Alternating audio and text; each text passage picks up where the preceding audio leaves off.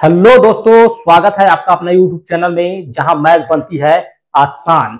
दोस्तों, आज हम एक ऐसे टॉपिक पर बात करने वाले हैं जो कि बहुत ही इंपॉर्टेंट होने वाली है। तो चलिए दोस्तों, देर न करते हुए क्लास स्टार्ट करते हैं। यहाँ देखिए दोस्तों, मैं लिया हूँ 16 की घात 1/2, 64 की घात 1/3, 625 की घात 1/4 और 243 की घात 1/5। 16 की घात 1/2 अर्थात √16।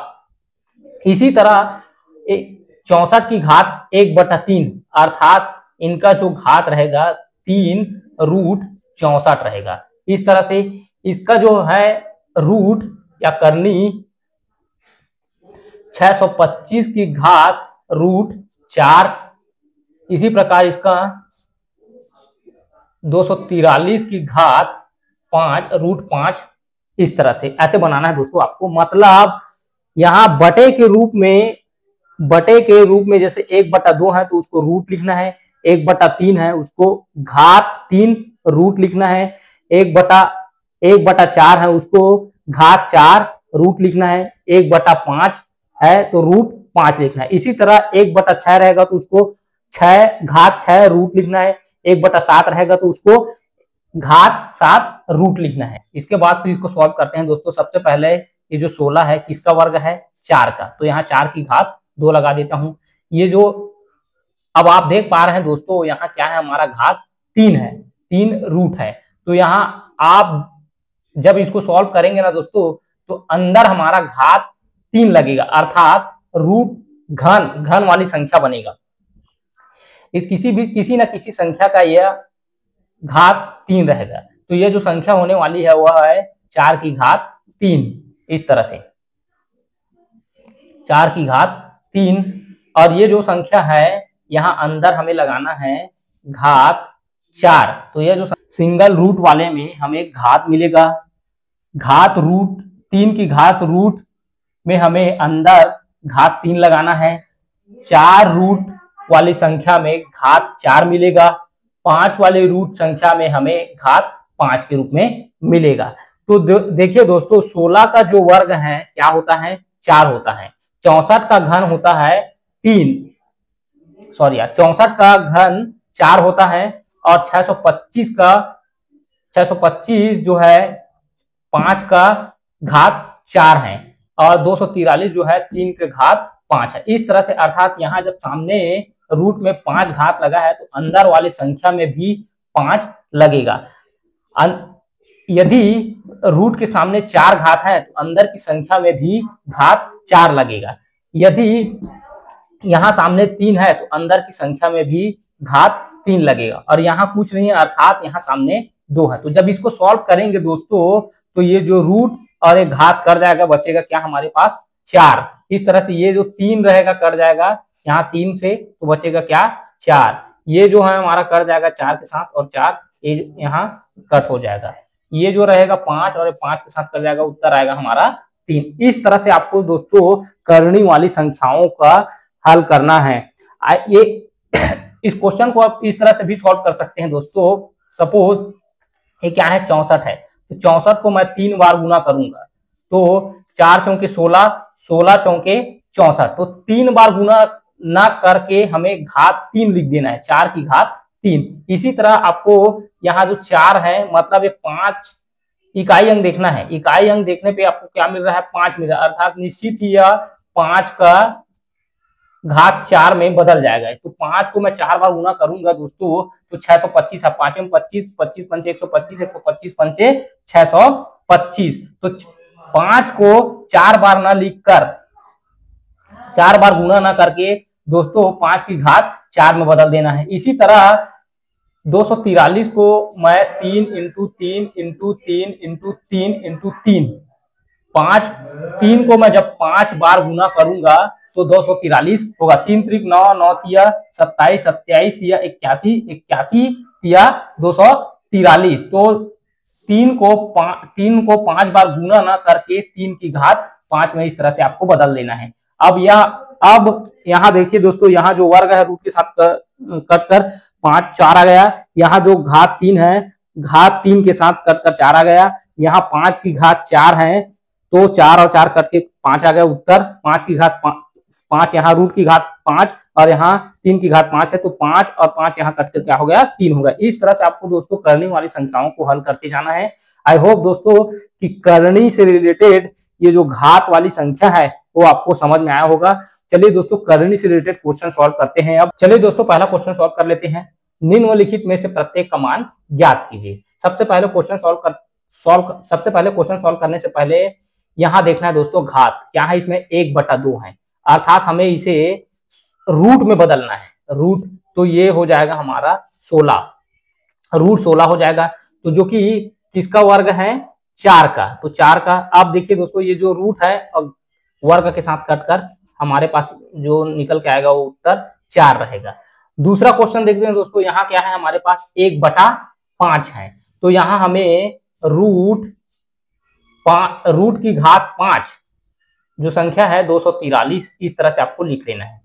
अब यहाँ 5 है, अर्थात आपको अंदर में ऐसी एक संख्या का घात 5 लगाना है जिनका वैल्यू 243 हो।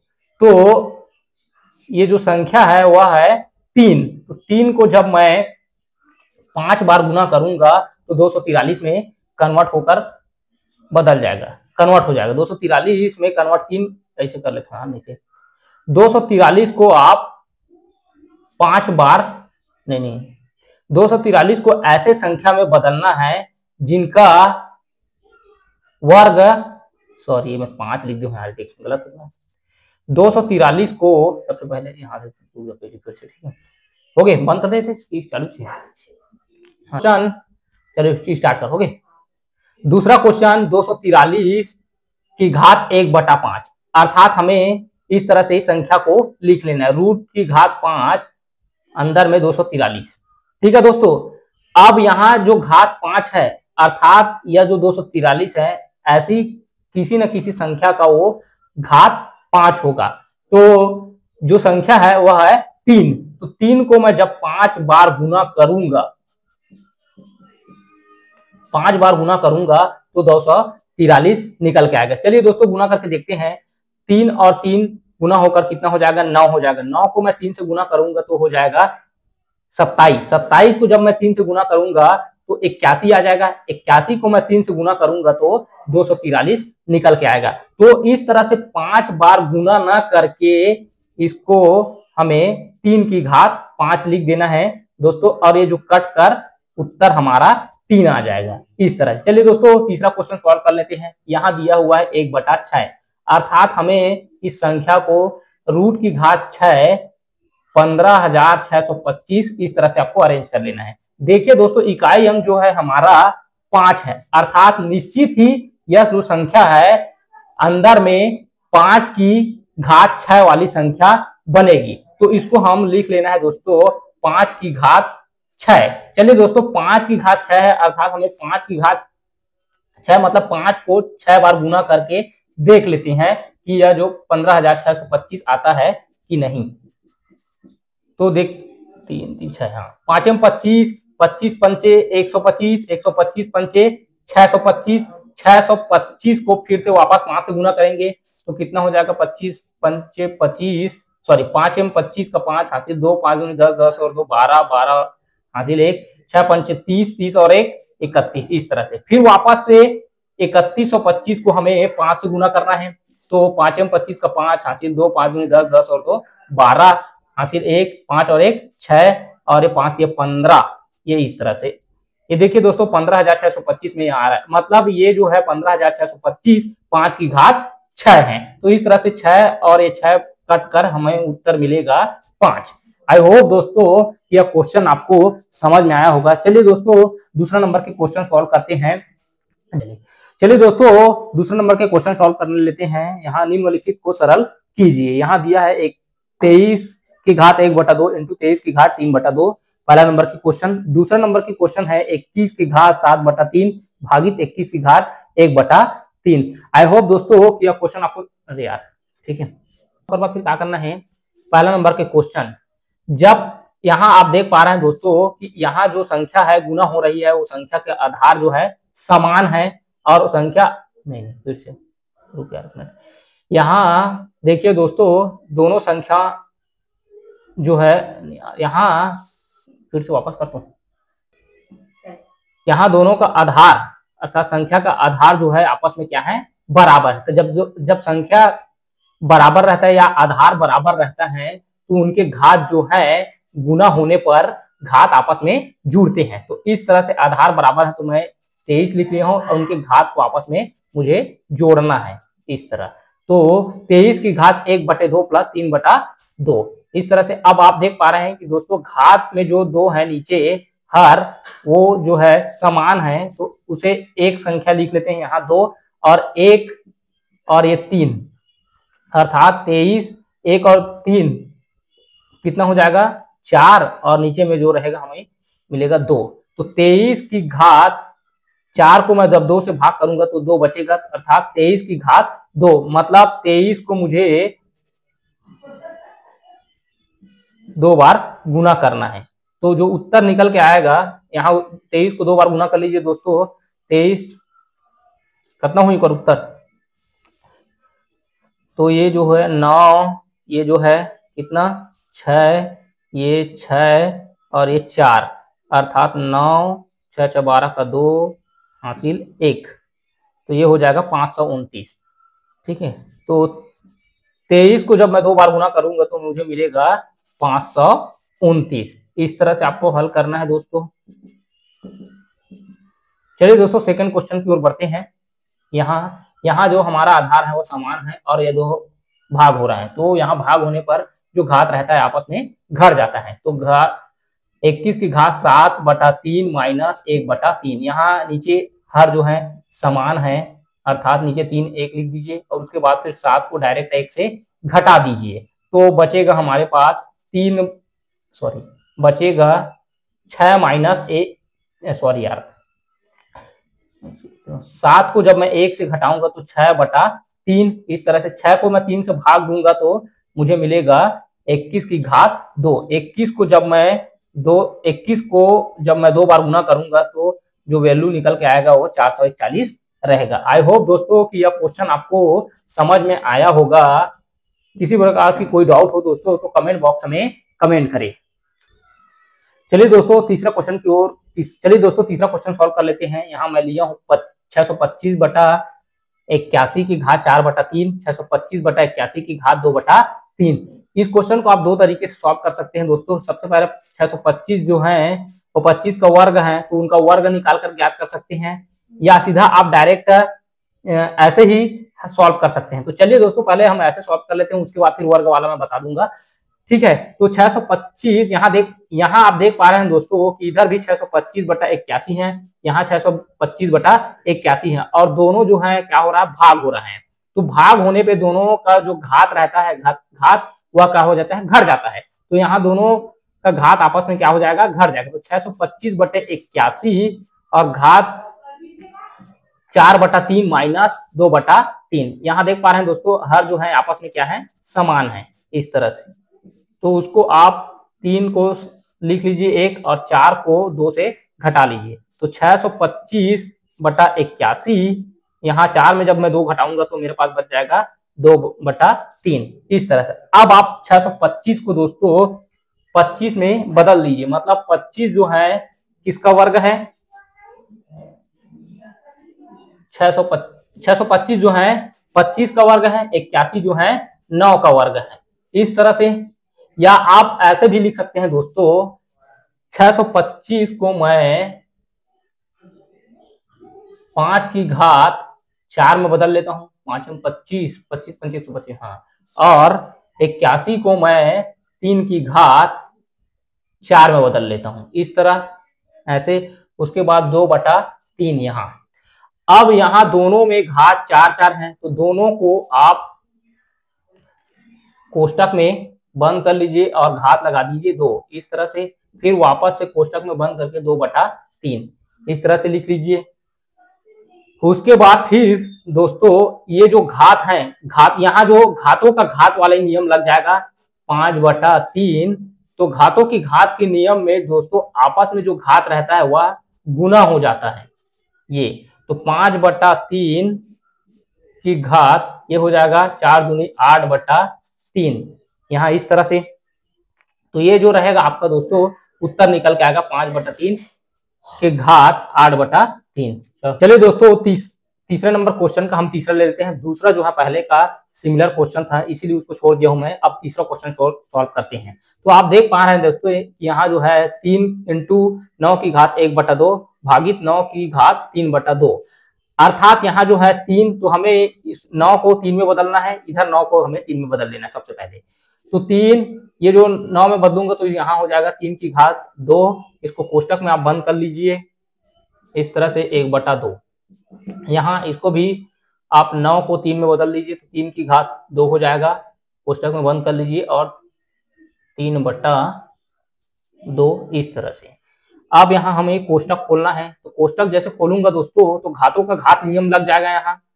तो 2 × 1/2 भागित, यहाँ भी घातों का घात वाले नियम लग जाएगा। दोस्तों आपको घातांक का नियम पता नहीं है तो डिस्क्रिप्शन बॉक्स में जाकर आप देख सकते हैं, मैं वहां घातांक के सभी नियमों को अच्छी तरह विस्तृत रूप से समझाया हुआ है। तो चलिए दोस्तों यहाँ जो है घातों का घात नियम लग जाएगा। तो यहाँ 3 की घात 2 है और कोष्टक जैसे खोलूंगा तो दोनों घात जो आपस में गुना हो जाएगा इस तरह से। अब यहाँ देखेंगे दोस्तों कि ये 2 गुना है और एक जो है 1/2 है, इन दोनों के साथ देखिए आप यहाँ देखेंगे दोस्तों 2 जो है 1 के साथ गुना होकर 2 हो जाएगा और 2/2 अर्थात घात 1 हो जाएगा। यहाँ 3 की घात 1। यहाँ देखेंगे दोस्तों यहाँ 2 जो है 3 के साथ गुना हो रहा है और 2 जो है नीचे में भाग, 2 और 2 नीचे में कर जाएगा, तो यहाँ मिलेगा हमें 3 की घात 3। इस तरह से 3 और 3 गुना हो रहा है और आधार आपस में समान है, अर्थात घात क्या हो जाएगा, जुड़ जाएगा इस तरह से 3 की घात 3। तो यहाँ घात जो मिलेगा हमें 2 मिलेगा, 3 की घात 2 और यहाँ 3 की घात 3। अब देखिए दोस्तों ये दोनों आपस में भाग हो रहा है, अर्थात घात जो है वह क्या हो जाएगा, घट जाएगा। तो 3 की घात जो उत्तर मिलेगा वो हमें मिलेगा 1 -1। तो इनका जो उत्तर निकल के आएगा वह रहेगा दोस्तों 1/3 की घात 1/3 इस तरह से। चल होगी, हाँ रुझा। आई होप दोस्तों यह क्वेश्चन आपको समझ में आया होगा। चलिए दोस्तों नेक्स्ट क्वेश्चन की ओर बढ़ते हैं, जिसमें हम करणीय संख्याओं को उनके आरोही या अवरोही क्रम में अरेंज करना सीखेंगे। चलिए दोस्तों चौथा क्वेश्चन सॉल्व करते हैं। यहाँ निम्नलिखित करणियों को आरोही क्रम में लिखिए, अर्थात इन करणियों को हमें आरोही क्रम बढ़ते क्रम में जमाना है। तो यहाँ अभी बता पाना थोड़ा सा पॉसिबल नहीं है दोस्तों। तो सबसे पहले इनका सॉल्यूशन हम हल कर लेंगे, उसके बाद फिर इन करणियों को हम आरोही क्रम में जमा लेंगे। तो आप देख पा रहे हैं दोस्तों 81 जो है रूट में है, तो 81 जो है 9 का वर्ग होता है, तो इसे 9 की घात 2 इस तरह से लिख लेंगे। उसके बाद फिर यहाँ जो है √3 की घात √3 है और यहाँ अंदर 64 है, अर्थात हमें 64 में ऐसी संख्या चुनना है जिसका घात 3 हो। तो आप सभी को पता है दोस्तों इसका जो उत्तर होने वाला है 4 की घात 3। यहाँ 9 की घात √9 है, अर्थात 512 को हमें ऐसी संख्या में बदलना है जिनका घात 9 होना चाहिए। तो ये जो संख्या है सम संख्या है, मतलब अंदर 2 का घात 9, यह 512 जो है 2 के घात 9 में उसको बदल लीजिए इस तरह से।